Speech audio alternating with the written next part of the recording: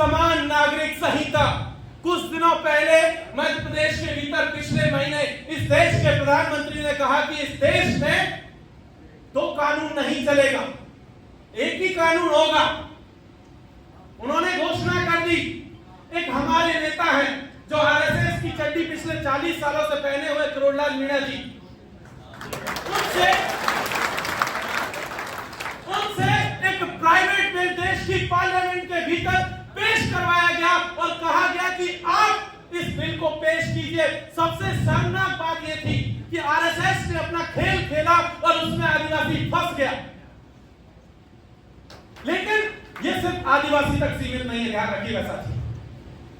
ये जो कह रहे हैं ना, एक देश में दो विधान नहीं चलेगा, इसका मकसद क्या है? हम जानते हैं कि एक परिवार में अगर 5 लोग भी हैं ना, तो पांचों की चॉइसेस अलग हैं। सबको एक तरीके की सब्जियां भी पसंद नहीं आती। जो माता बहनें बैठी है घर में सब जानती हैं कि एक तरीके की सब्जियां बनाई सबको पसंद नहीं आती। कोई कोई तो होगा जो कहेगा कि नहीं मम्मा हमको ये सब्जी पसंद नहीं है या हमको ये पसंद नहीं है। और वो कहते हैं दो कानून नहीं चलेगा। क्यों नहीं चलेगा? जितने इस देश में नागरिक हैं सबके इंटरेस्ट को प्रोटेक्ट किया जाएगा और सबको ध्यान में रख करके ही कोई कानून बन सकता है। तो आप ये जो कह रहे हैं कि यूसीसी इस देश में कभी लागू नहीं हो सकता है, और वो लागू करके देख ले। जितनी ताकत बीजेपी और आरएसएस के पास है वो लगा करके देख ले। आदिवासी उनसे फेस टू फेस लड़ेगा, उल्लान करेगा। क्या होगा यूसीसी आने के बाद? इस खेल को भी समझिए। यूसीसी में उनका टारगेट क्या है? वो दरअसल आदिवासी को साइडलाइन करके यूसीसी के सामने वो मुसलमान को खड़ा करना चाहता है, ये भी ध्यान रखिएगा। यूसीसी के जरिए वो हिंदू वर्सेस मुसलमान करेगा, यूसीसी के जरिए वो हिंदू वर्सेस ईसाई करेगा, हिंदू वर्सेस सिख करेगा, हिंदू वर्सेस जैन करेगा। लेकिन वोट उनको कहां से मिलता है? वो तो मुसलमान से मिलता है। जब तक आरएसएस और बीजेपी के लोग हिंदू मुसलमान शमशान कब्रिस्तान हिंदुस्तान पाकिस्तान नहीं करते उनको वोट नहीं मिलता। वो यूसीसी के जरिए यही करना चाहते हैं। लेकिन आदिवासी साथियों ये ध्यान रखिए, मुसलमान तो सिर्फ बहाना है, असली निशाना आप लोग। यूसीसी कहता क्या है? गोवा के भीतर लागू है। अभी तो भले सेंट्रल गवर्नमेंट ने ड्राफ्ट नहीं तैयार किया, लेकिन गोवा में लागू है। हम सब लोग जानते हैं कि क्या कह रहा है। वो कह रहा है कि भाई जो आपके शादी विवाह के नियम हैं सबके एक जैसे होंगे।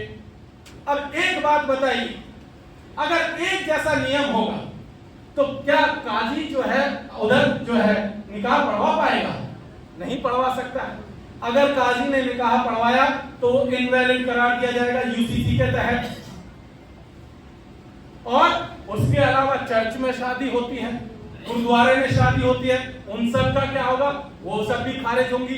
सबका एक यूनिफॉर्म पैटर्न होगा। उसमें एक लाइन जिसको उन्होंने छोड़ दिया गया, वो कह रहे कि हिंदू जो पैटर्न है उसके तहत आप शादी कर सकते हैं। तो मतलब क्या है आपका?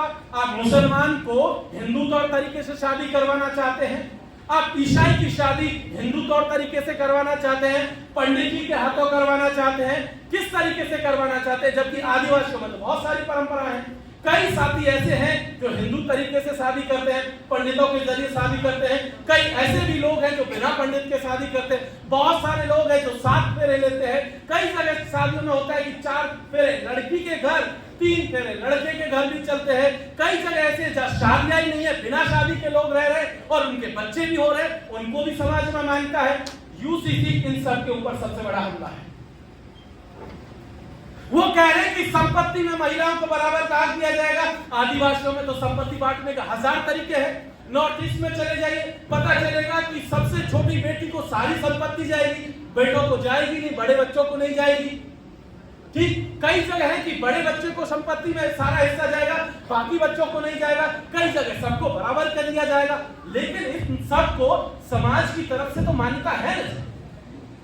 तो फिर जब हमारे पास हमारे नियम है तो सरकार या बीजेपी कौन होती है हमारे लिए नए नियम तय करने वाली? हम ऐसे किसी भी यूसीसी को नहीं मानेंगे। यहां से ये बात भी कह देना बहुत जरूरी है सर।